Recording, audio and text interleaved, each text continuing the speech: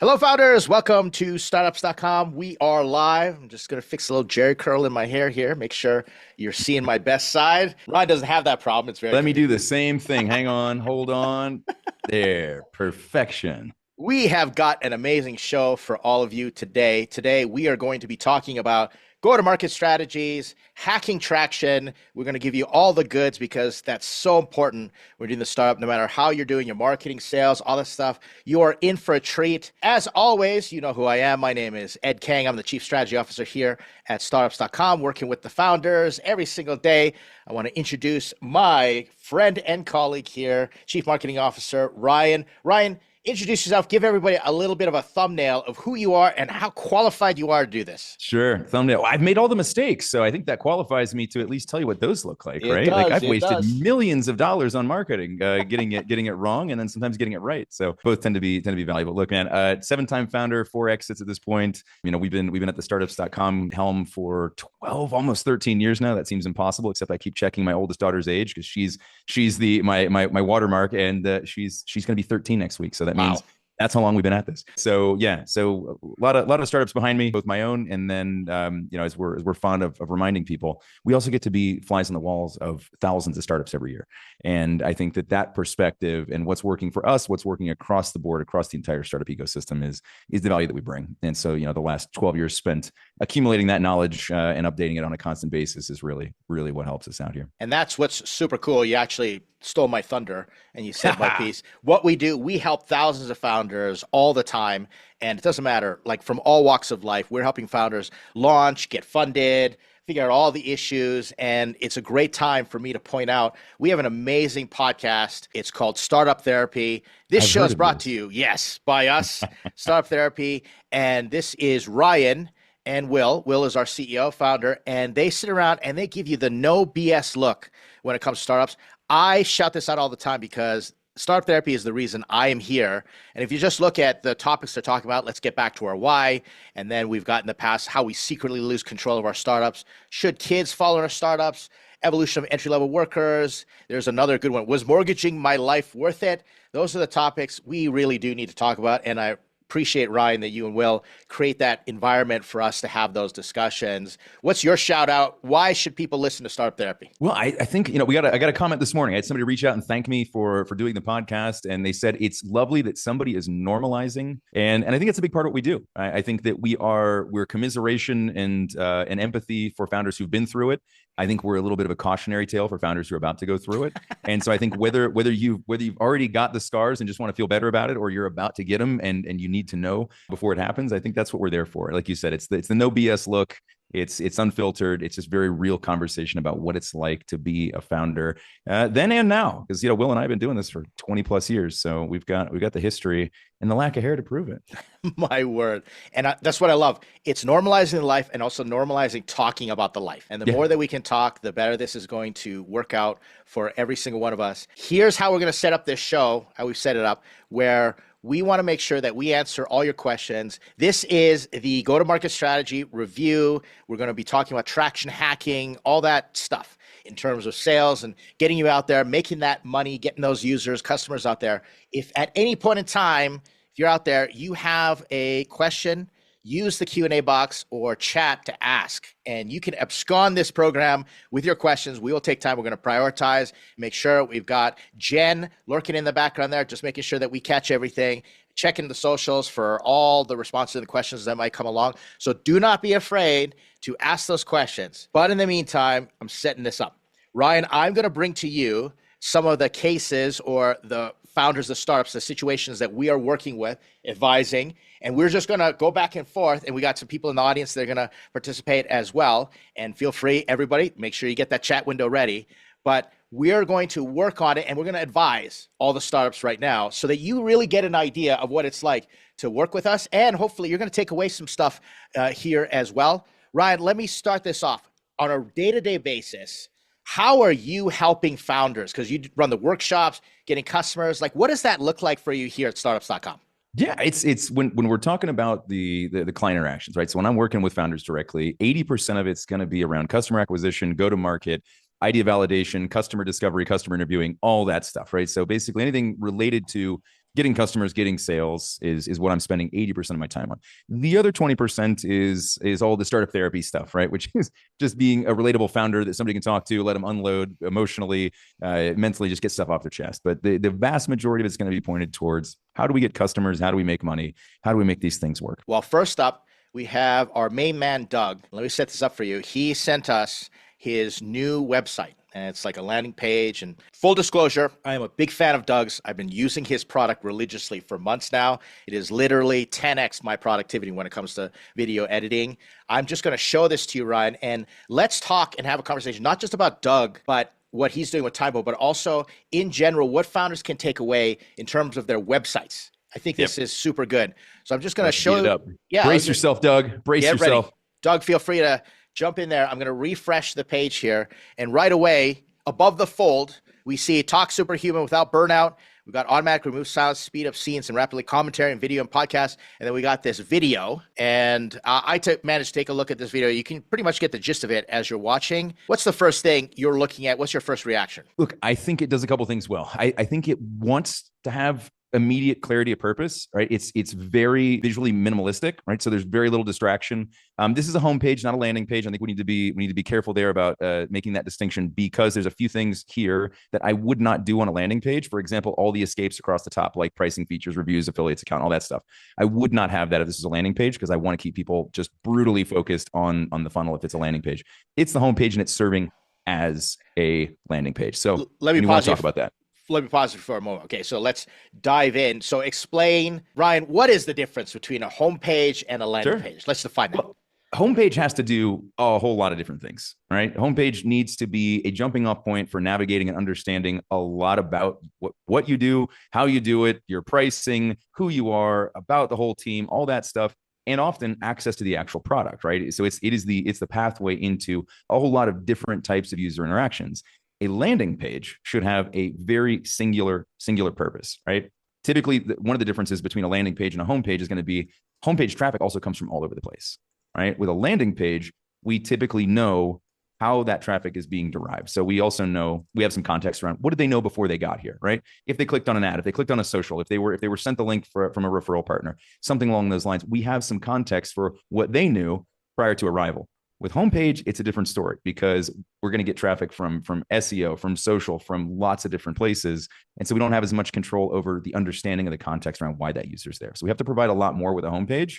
With a landing page, we want it to be really, really specific to achieving some type of an outcome for the user and for ourselves as a business. Then it's true that you typically have one homepage because you got one website, and then you can feasibly have multiple landing pages because you're experimenting, you're trying to drive traffic in different scenarios. Yeah. I mean, there are times where if I've got, let's just say we're running social ads, and I've got 10 or 15 different ads running, I may have 10 or 15 different homepages that each contextually link to those things. Depends how divergent are the hooks or the messaging in each of those ads from the next, because if they're very different, we want that to be a consistent experience. It's one of the main things you'll see. You're getting really high bounce rates from your ads traffic. Take a look at your ad copy and what you know about those people before they show up and the experience they have when they land. That is primarily what will create that bounce rate, is when there's dissonance there, right? If I say cookies on my ad and you show up and it's brownies, you go, well, similar, but if I wanted cookies and I didn't want brownies, I'm going to bounce. I'm gone.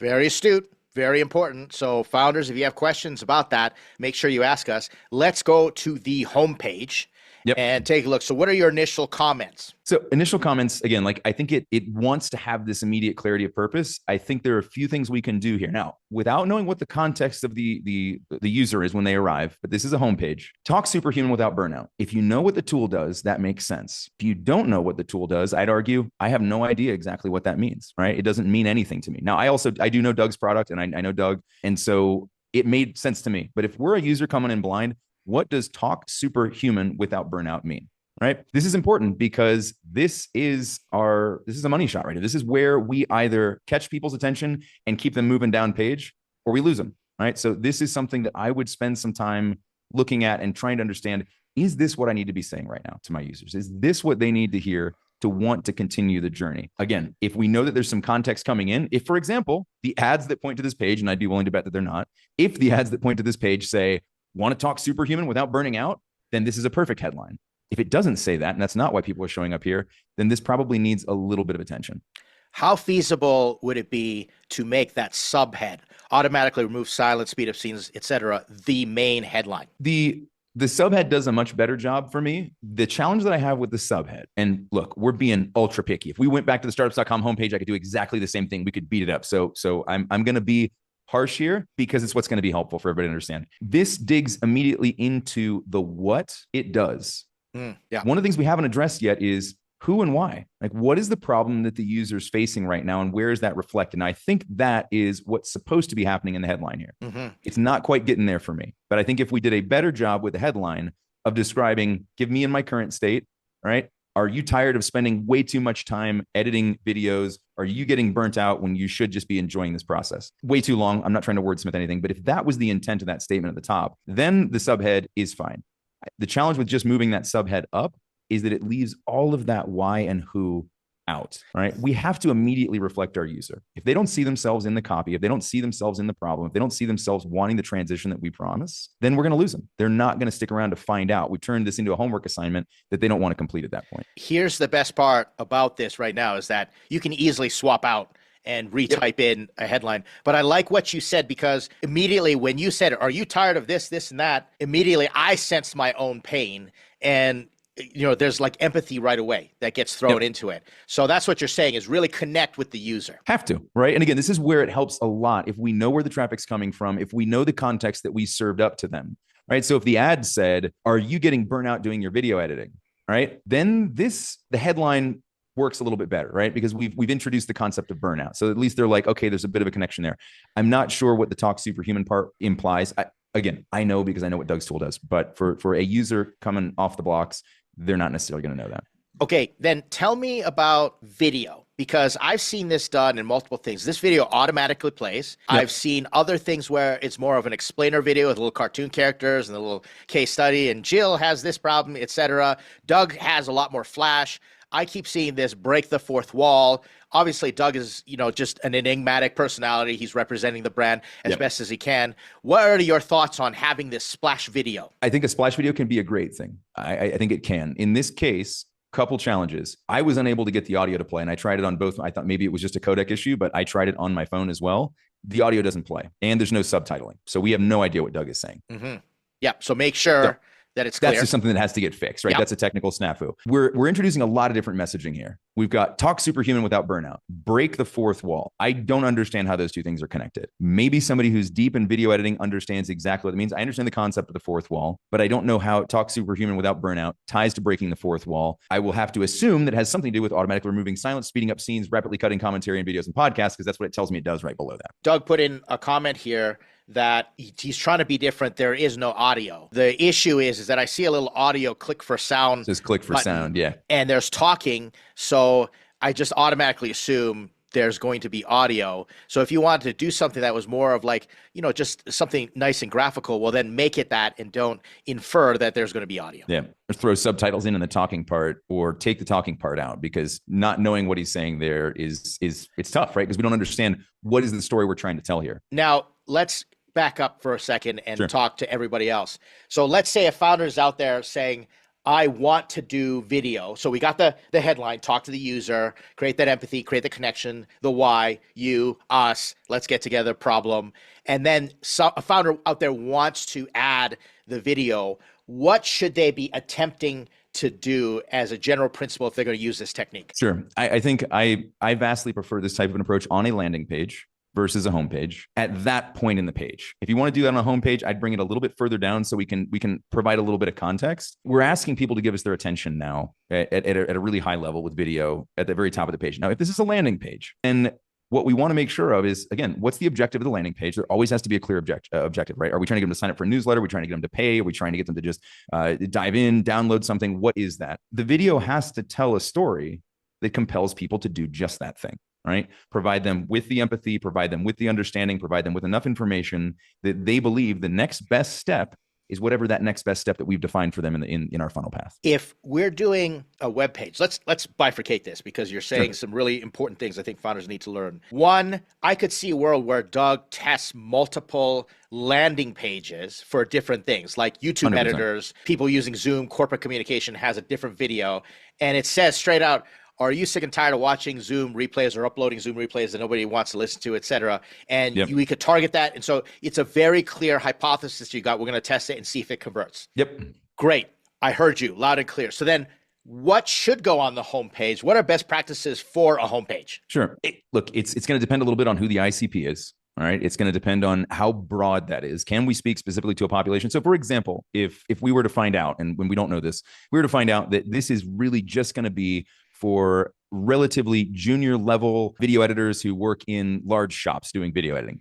That's not actually the market. I'm just saying, then we would be able to write copy to satisfy their needs, and we would be able to build that user journey.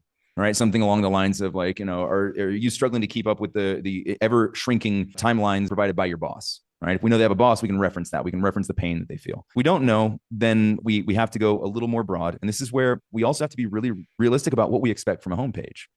Right. And so this is where at the homepage level, what we probably want to try to do is create some of that bifurcation, trifurcation, keep going with that, right? So where we allow people to kind of choose their own adventure, gotcha. Self-identify as a particular type of user with a particular need and problem, and then move forward from there, right? Where again, with a landing page, we should know all of that before they arrive, because we should be deliberately driving a particular subsegment of our market to that landing page very deliberately. But then, Ryan, founders get in this thing where, there are like millions of permutations, combinations of what could go on a homepage.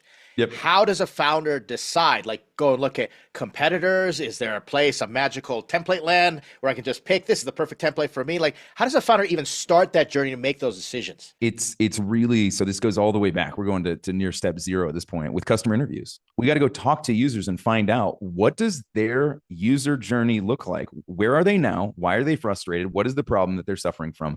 What's the future state that they want to be in? What is a believable pathway that will get them from where they are now to where they want to be in the future? All right. Once we have those three things nailed down, then we can work through, okay, what are the touch points? What's the information? What is the mental and emotional process they go through to make that buying decision? That's what gets put up there. There's not a template. There's not a put it on rails. There's not a copy your competitor, because none of that is going to work well for you. This has to reflect the very specific needs and journey of your very specific user. I saw an advisor, he said something cheeky, like, there's not a single problem a startup couldn't solve with a well-constructed customer interview, is kind of what they were getting at. So true. So then let's say Doug, what he could do is if he went to his power users or the people and said, what was your customer journey? Why did you decide to download? What are the things that you need to see? What would make this easier for you, remove the friction? That would be a great place to determine what goes on his homepage. It's part of it. Yeah. I still think that actually going into the users before they become users gotcha. Has a lot of validity. The problem is going to be, if you ask your power users, they are going to be looking back at it through the lens of the decisions that they've already made. It's hard for them to recreate that state. How did you feel in that moment when this became the pants on fire problem that you needed to pay to solve, right? It's easier to talk to people who are currently in that state than get people to remember, right? Ask me what I had for lunch 3 days ago, Ed. What did you have for lunch? I don't know. I don't remember, right? I don't remember. And it definitely happened. I definitely had lunch 3 days ago, but I don't remember. Our memories are imperfect. And then when we ask people to predict the future, that's even worse, because we're even worse at that. So we want to ask people about what they're experiencing now. And so that it's the best way to get the answers to what needs to be in our marketing communication, what needs to be in our homepage, what needs to be in our landing pages, what needs to be in our nurture emails, all of it. I heard more information. I was just actually do research for this topic. And one of the gurus out there, I forgot his name, I'm sorry, but I'm going to quote you. He said, look for the turning points, like look for the times in someone's life where they're in, as you refer to it. And this is what I've learned from you. Think about like the current state and the desired future state, but what are those turning moments? Did they move? Did they get divorced? Did they just lose 20 pounds? Like, what are those moments where they have that pain point or enough desire to change their behavior? That's kind of what you're referring to. Yep. And pro tip here, sometimes it's tangential or parallel or precursor to the thing we actually do, but they're a great indicator that you're going to need that thing, right? So sometimes it's not, and sometimes they're just like, they're symptoms that generally coexist, right? So if you have this problem, you may also have that problem. I think one of the challenges that founders often run into is, how do I find people at exactly that moment they're having this problem? Oftentimes we don't. We have to go upper funnel. We have to go further back in the history of that user journey. It says, okay, what was happening in their life before we became relevant? All right. One of my favorite questions to ask founders is go off and talk to your users and find out what was the question? What was the thing that happened in your mind immediately before this became relevant to you? Wow. That's a good one. That's a good one. How many founders actually go out and do it? A lot of them. A lot of them. Okay, good. All of Awesome. the good ones. That's awesome. Okay, let's keep scrolling down a little bit and see if we can pull some more nuggets here. So I'm going to go past, and then I've got faster than you can record, offline and secure. So I've got sort of the features and some benefits that half the cost, and then why take 3x longer to make a video you'd watch yourself. So this is what we've got going on here as I scroll down. I think there's some good stuff here. We got some nice feature call outs. What we're missing, you scroll back up just a little bit there. I think we're still lacking a little bit of clarity and communication here. I feel like there's a few words missing from each of these sentences to give me enough of an understanding. Faster than you record, right? What's faster than I record? Yeah. Right. I do understand, like if I sit here and I think about it, but we got to remember people are scrolling. They are just flying past this stuff. Is that actually going to resonate? Right. 20x the accuracy of transcripts, meaning what? It's providing a more accurate transcript. That is not what this means. I do know what Doug means by this statement, but again, a user that doesn't understand the tool yet, which is probably 90% of the people showing up here, isn't going to understand that he means using this tool to edit, using the actual audio versus a transcript, right? Gotcha. Half the cost. The cost of what, right? What are we comparing it to? Don't make people guess. Okay. Anytime we're making people think, we're adding mental overhead, and mental overhead is the conversion killer.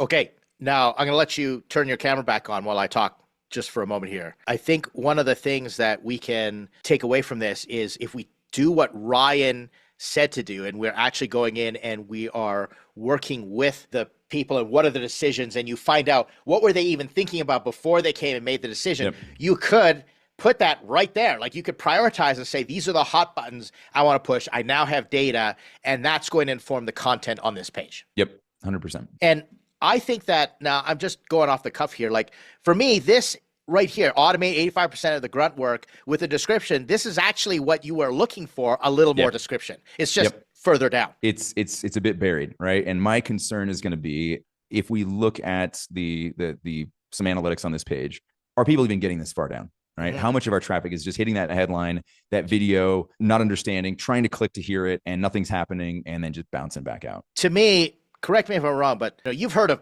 ClickFunnels, right? Like the whole thought of ClickFunnels. So, and I've never been good at ClickFunnels. That's going to be your world. But I know the theory behind ClickFunnels is like get them going and then basically get them scrolling down and then give them a call to action. If they don't hit that call to action, then keep scrolling down and you stack everything. That's what appears to be happening. What we're trying to do here is we're just adding more information. Like this is one of these scrolling homepages that just keeps going down and down. Does that work these days, or how does that fly with users? It does. I think the information architecture here is extremely important because a long scroll homepage can either do a really good job of essentially working people through a funnel that tries to provide as little information as possible and capture conversion, then more information that's needed, and then maybe a conversion, and then more information, basically allowing people to go as deep as they need to before they click through and take the next step. But the information architecture is extremely important because the other thing that a long scroll homepage can do is just overwhelm people. One of the things that you'll see with long scroll homepages is if you throw something like Hotjar, Lucky Orange on there, which are both just screen session recording tools. If you've never used them, they're amazing. If you're not sure why your pages aren't working, one of the best things to do, you'll see an actual recording of how a subsample of your users actually interact with the page. One of the things you'll see, people start at the top, they scroll all the way to the bottom first just to see how big is this assignment. Sure. Right? How big is this assignment? So we have to make it worth their while all the way through the page. If we're going to do a long scroll, there has to be consistently layered value for the user the entire way down the page. If it doesn't, you'll find out fairly quickly. Again, this is where like Hotjar, Lucky Orange is going to be really nice. You'll start to see how far do people scroll before they bounce out? Where do they get stuck? What do they try to click on that they can't? I guarantee, Doug, that a lot of people are clicking on that click for sound button because it literally tells them to click for sound. We've got a CTA on there that's just going to piss people off at this point. So we got to fix that. Then help me understand the difference, because just to clarify for the founders, I'm learning a lot. I always learn a lot when I'm chatting with you, Ryan, which is great. You said there's a version of a homepage where it's more choose your own adventure. So I could see that as like, 3 columns and what do you want to do and click here and you keep going deeper. And then there's the long scroll When do you use either? How do you make that decision? Sure. So let's go back to a really high level distinction we talked about, which is homepage versus landing page. For early stage startups, right? How much traffic is coming to your homepage? Probably none. Yep. Or precious little, right? Or it's traffic you're driving from somewhere. If we're going to drive traffic from somewhere, let's not send them to a homepage. So like at a high level, that solves part of the problem. Let's be specific around who we're bringing, how we got them there, what they know about us before they arrived, and then deliver an experience that matches up with that and continues that process. On the homepage, to answer the question that you did ask, on the homepage, this goes back to, do we have a really narrow ICP? Do we have a really, really narrow market that we're going after? Are they more or less going to have the same level of problems, the same job titles, the same, right? They're a very similar audience by nature of what we deliver. Then we can go with a long scroll, right? And we can just focus on that very particular user's journey. If we offer solutions for a single creator and somebody who runs a video editing shop, and an enterprise company who wants to put this tool into the hands of every one of their managers to make their meeting videos shorter and actually watchable, now we're going to need to create some different pathways from that homepage, because you cannot speak to all three of those people at the same time. The pro tip, when you try to speak to everybody, you talk to no one. Yeah. When you try to speak to everyone, you talk to no one, because they don't know that you're speaking to them. They ignore you. So it's kind of like creating an intersection and saying, hey, which way do you want to go? Yep. And making it easy for them to choose. They have to. This is when we can't simply reflect the user. If we have more than one user showing up, or potentially have more than one user showing up, then we have to show a couple of reflections and allow them to self-select and follow that path. Right. Great advice. So let's summarize here. I'm going to just go right back to the homepage right at the top and scroll down. Ryan, as we're looking at this, what is the summary of suggestions that you would have for Doug to consider in terms of possible changes? Sure. Again, I think there is a clarity of purpose for the page. I think we can work on making the headline a little more direct. I think we can let users know a bit more about why they're here and whether it's right for them or not right off the bat. It does have good visual cues. And again, minimalism. I think that there isn't a part of the page where I feel too overwhelmed by anything that's on the page. I think it's done a good job of creating some negative space in there and not overwhelming the eye. The feature callouts were good. It does feel like it has a conversion focus. I think we could probably, because of the length of the scroll, as you introduce new stuff thematically and conceptually, always give your user a chance to commit to moving forward at that point, right? Yeah. So as we go from social proof and testimonial into here's some more feature stuff, here's some actual examples, here's what the interface looks like. After each one of those sections, create some level of possible commitment and conversion. All right. So another couple things that's doing really well, the social proof and testimonials are great. All right. Mm-hmm. So these actually speak to the product really well. A couple areas for improvement. So let's try to summarize here. So a little bit more compelling CTA language. Can you show a couple of the CTAs there? Well, calls to action. I didn't see a CTA until we scroll down. There's a let's try Time Bolt. I thought I saw it. That's the issue. Download Time Bolt right here. Download Time Bolt. That's also a larger commitment, right? So we're going straight to download. Like, what does that mean? Does that mean I have to buy it? Does that mean what else is there? I feel like there is a step we can take prior to download. Just for sake of full exploration here, Ed, let's click on that. Download Time Bolt. And I'm assuming it's going to take us to an interstitial experience of some sort. So it actually takes us to pricing. That's not what it said. Now I get why it needs to do this. We got to pick a plan first. And that's why I probably wouldn't use download Time Bolt. Right. I like really compelling language in my CTAs where possible. Right. So see how much time you can save with Time Bolt, or try Time Bolt's time saving power. Right. Something along those lines that goes back and speaks to the reason that I want this thing, not download. That's just literally telling me what the button does, except in this case, it also doesn't do that because it says that's what it's going to do and then it does something different. So again, we want to be really careful. It's really amazing when you dig into the consumer psychology, when something doesn't meet our expectation. Yeah. We start to develop negative sentiment. Exactly. Right? This has been tested. This is not my opinion. This has been thoroughly tested by people much smarter than I am with big PhD level brains. And what you'll find is anytime we create dissonance between what was expected and what happens, we are drastically, geometrically, if not exponentially, reducing our likelihood of a conversion. You just create friction and you put yourself behind the eight ball. Like you dug yourself a hole right out of the gate. Let me ask you this question. I see a lot of try it free for 7 days or something like that, or no credit card required, do a free trial. I tend to fall for those. Is that still a thing, or am I just old? Yes. It is still very much a thing, but it's the kind of thing where we also need to know a bit about our users, right? So I don't like to lead with that kind of stuff. It's like when people are asking me right out of the gate, what should I make my lifetime offer? What should I make my annual pricing? I'm like, we don't know yet. right? Because we need some data to support that. So when do we drop in things like 7-day trial, credit card, no credit card required? After we've tested getting people to our paywall. And if people bail out, then we try free. If that still doesn't work, then we try free with no credit card. Like, we want to work at this stepwise. We don't want to just jump to what we think. One of the things that you will find is if we offer stuff for free, you get a very particular type of user. Users who like free stuff, right? That's you got to true. be careful there. You got to be careful there, right? So now there's nothing wrong with giving users free value, 100%, but we want to be really careful there. And so very, very frequently, people will create a freemium tier, or they will create a trial period without understanding what their activation point is. This can lead to the death of a funnel, because you can start to get some funnel performance. Let's just say all of a sudden everybody's signing up for your 7-day free trial. How many days do people need to really sink in and feel the value of the tool, right? Doug probably has a good answer for this. That's how long your trial period should be.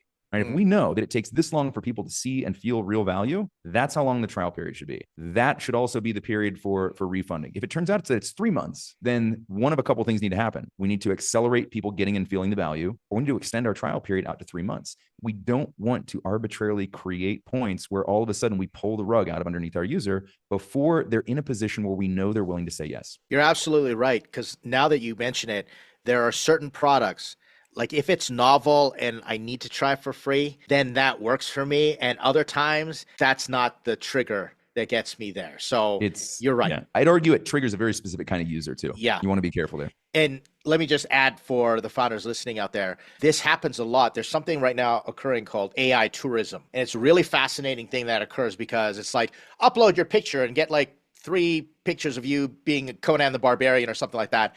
And a lot of people are trying it just for the novelty of it, but then they churn out super quick.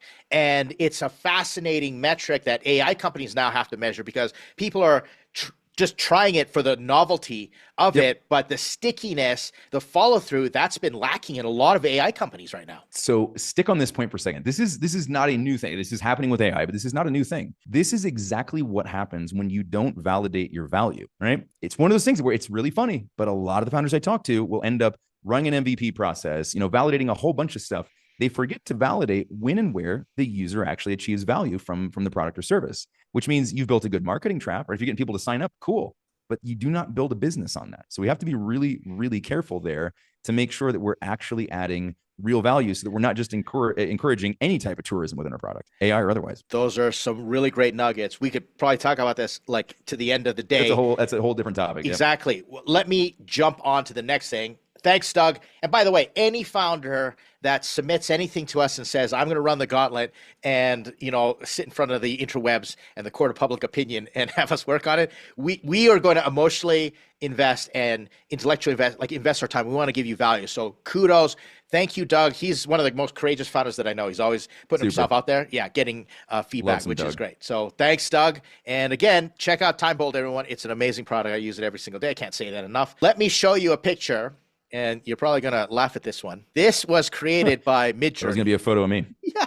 This was created by Midjourney. And I just said, hey, create for me a protein bar with mushrooms. And I asked for it like on the packaging to make it mushroom branded, but it literally put mushrooms into the protein bar. Smack into it, yeah. Not even processed, like just barely sliced. It does not look good whatsoever. But I'm setting you up for the next thing is we have a founder, and we won't mention her name right now because I know she wants to make sure that we just, discuss this from a standpoint that I think will be helpful for everyone. It's a CPG founder, and she's creating a protein bar. It's a health protein bar with mushrooms in it, right?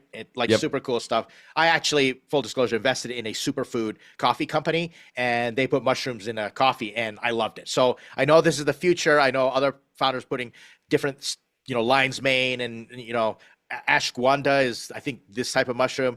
So she wants to launch this CPG. Got my ashwagandha here. There you go, right? Got my lion's mane there. Oh, well, I'm preaching to the choir. So she wants to launch the CPG company. And now let's set this up, Ryan. You and I both know, because we have seen thousands of founders, and a large majority of them are CPG founders, and creating a product, like a food product, food and beverage, like you can go to a co-packer, you can get formulation. The product seems to be getting easier and easier to make, but launching the product and getting all that going, That's the issue. So you had some very particular advice for her, and I thought it was fantastic when she was explaining to me. So walk us through in your strategy. If you were launching a CPG product like this, what are you telling founders, or what would you do? So again, it depends on the context. Do we want to stick specifically to the context of this one, or do Yeah, we want to branch further out into kind of CPG as a whole? I'll branch you out when we have the opportunity. Let's Okay. stick with this one. All right. So in this case, because we've got a founder who is well educated in the space, who understands the product well,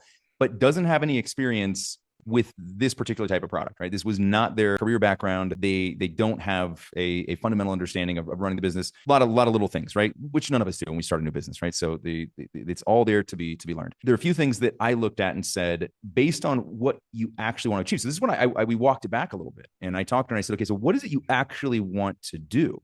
Right. And it was, I want to improve wellness. I want to increase health. And there were some other specifics there. It's like, it was around women. It was around busy. It was around, re-entering careers. So there was like some specific life stage stuff there. I said, okay, cool. And this bar will do that. Yes. Okay. Who else does it do it for? Lots of other people. Okay. So who are we going after? Well, it could be anybody. Okay. Let's bring it back in. Let's narrow it down. Right.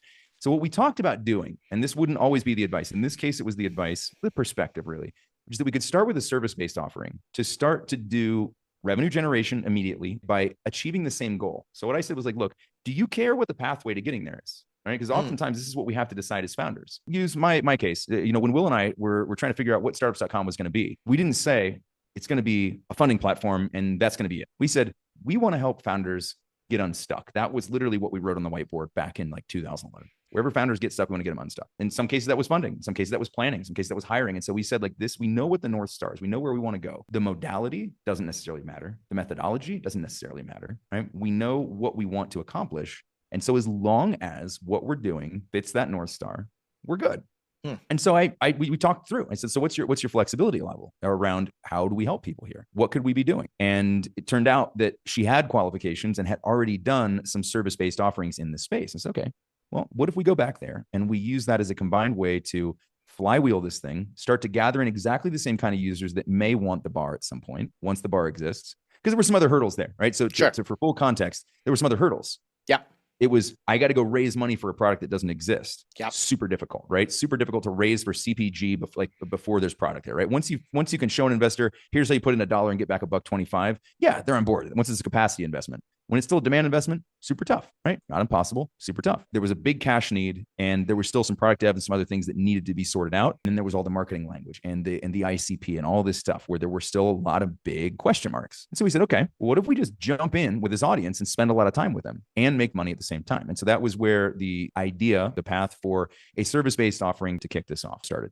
And so that's what we're exploring right now, whether that ends up being the thing. So we're kind of treating the two in parallel, and we're saying, let's build a service-based offering and see if it works as a good flywheel for the product while moving the product forward in all the ways that we can, given the current resource restraints. Now, correct me if I'm wrong, but that sounds like you're building a channel before you put the product into the channel. Let's go build the market, create the demand, get access. And it's kind of like if she went out and created this portfolio, and let's say she got like 10,000 people following her for advice, taking her course, all that stuff, like in terms of health, like I see the content she's putting out there right now. So she's clearly following your advice, but you've got 10,000 people. Well, how many of those potentially could convert at literally zero customer acquisition cost? That's a big part of it. But I think rather than thinking of it as a channel, think of it as a lab. Think of it as a lab where we get to build a better version of the product that we wanted to set out to build, right? Software is relatively soft, right? But it still takes a lot of money to recreate it. Hardware, a lot more money to recreate it. Physical product, less than hardware, but a lot more than software, right? So what do we want to make sure that we have before we do this? So I've got my 4 Ps of product, right? And it's proven proprietary process. Those are the 3 you want, right? We have to have a proven proprietary process. Now, in the case of something like a bar, it's a little bit different. We're talking about a proven proprietary formulation or outcomes or something, right? Something that's attached to that, where we sort of know these ingredients, this mix will get you the outcomes you want given your situation as somebody who's seeking better health or whatever it is you're after. The last P is pivot, right? This is what we don't want. And we pivot. Why? Because we didn't have a proven proprietary process. So what this service-based offering will do in theory is help her to get in the weeds with the potential buyers of this product, talk to them and understand things like, do they always say, ooh, yuck, mushrooms? Because if they do, then we don't want to lead with a package with mushrooms on it, right? We want to bury the lead on that one. We want to put that down somewhere, right? These are the kind of things that it's so important to be able to understand before we go out. This is where like using it, right? You don't need to look like this. If they're like, ooh, mushrooms, this is not going to be appealing to anybody. Right now, if they're like, yay, mushrooms, then perfect. But these are the kind of things that we want to find out. And then we want to understand more about their goals, the language they use when they think about what are the emotional triggers that are causing them to want to change their health? What are the things that are holding them back? How do we address that? We need all that language so that we can go out and start talking to strangers, right? You can do that through customer interview up to a point. But when we jump in and really start to work with people and get invested in their outcomes, particularly when those outcomes align with the product we want anyways, she's still trying to drive exactly the same outcome for people, right? In this case, it's more energy, weight loss, and just better overall health, lower inflammation, all this stuff, right? We're going to be doing that through another process while we truly understand a lot of things about like, what is the value in this to people? What are they currently using, right? So if they're interacting with her on a regular basis, she can be asking things like, hey, are any of you eating bars? No, I hate bars. Okay, cool. Well, now we need to understand like why.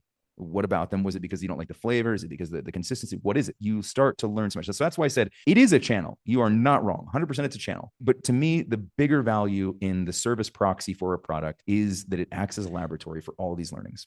Let me repeat back to you what I heard. See if I've learned this lesson correctly. Because although it could be a channel, I was making it like you develop this channel and then ta-da, here's some bars, try them. No, you're saying let's go even before that and talk to them. Maybe it's going to be a drink. Maybe it's like a ready to drink formulation, or maybe they really want something that's convenient. Maybe it's candies. I don't know.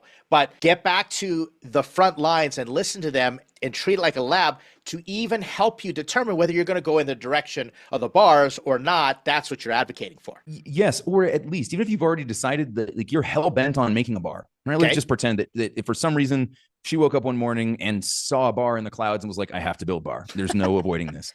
So, okay, cool.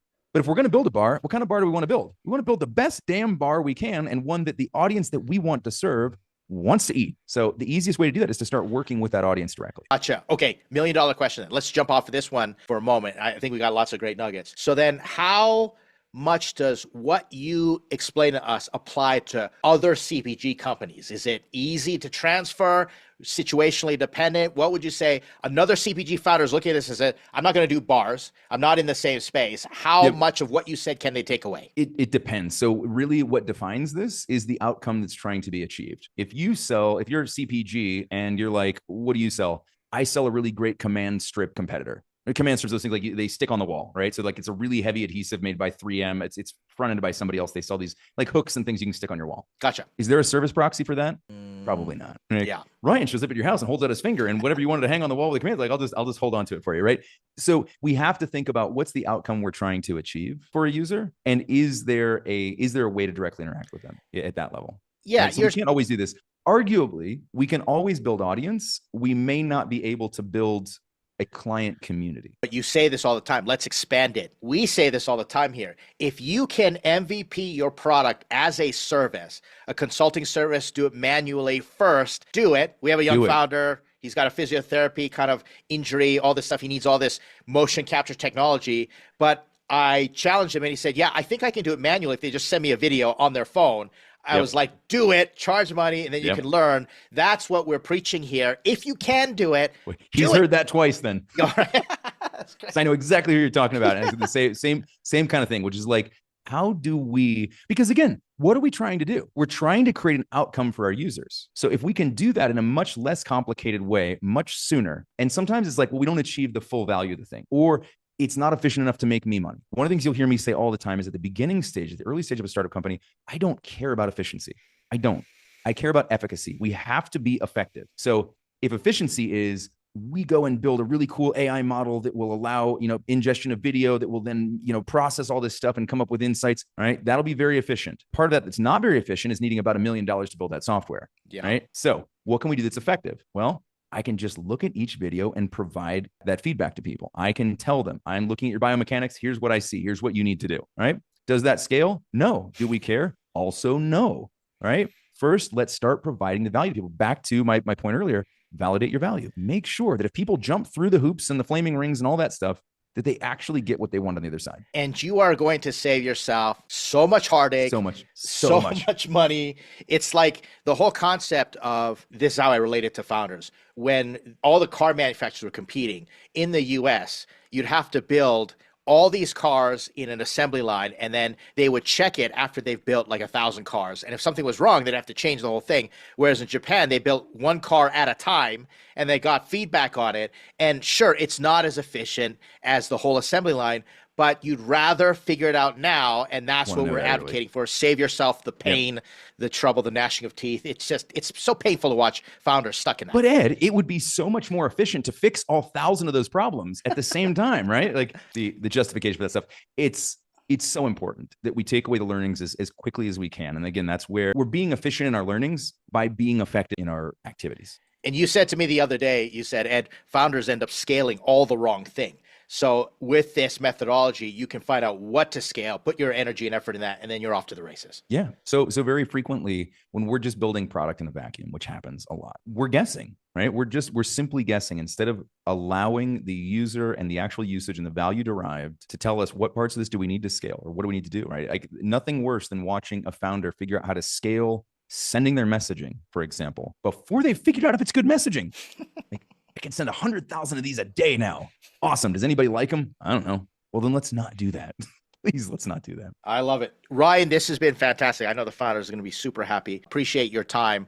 Last word to you. What's your final encouragement? What's your takeaways? What do you want everybody to leave this video with after they watch it? Let's go back to where we started, which was in looking at that homepage and that gut reaction that we were looking for to communication. I think Doug actually uses this in one of his videos. He quotes Mark Twain, which says, "I didn't have time to write you a short letter, so I wrote you a long one." We need to be very diligent in our messaging, right? We need to think these things matter, right? Getting your homepage done is not an accolade. Paying attention to the myopic levels of detail that bring people down that page and actually help them to accomplish what you need them to so that you can start to make their lives better is the goal. And so we need to spend time. One of the things I've realized is that like, I cannot write simply, I can simply edit, right? And That's so good. edit. Think about the reactions you're going to get. If you're having trouble doing this yourself, fun little pro tip, ask ChatGPT to react. Tell it who your user is. Yep. Teach it about what it needs to know to be your user. And then say, here's the content. How did it make you feel? What did it make you think? In what ways did it make you happy, sad? What emotions did you feel? What likely next action would you have taken? And if you've got more than one user, teach it all 5 of your archetypes or whatever you got, whatever your ICPs are, get those reactions. Is it going to be exactly what your users would say? No. But if you're stuck thinking about like, I don't know how people are going to react to this, or I don't know if this line works or not, ask it, right? Until you can ask a user, ask ChatGPT. Great hack. Great hack. Ryan, this has been fun. Everybody, thanks for hanging out with us. We are here every Tuesday, Wednesday, Thursday.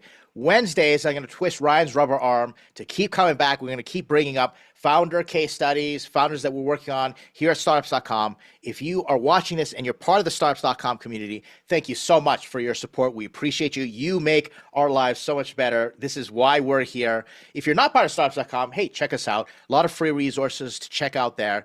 And this has been fantastic. If you're on social media, you're on YouTube, do the social media thing, the YouTube thing. Like, comment, subscribe. We'd love to hear your feedback. And as always, thanks so much. Ryan, thanks. See you next week. Thanks, everybody. See you next week.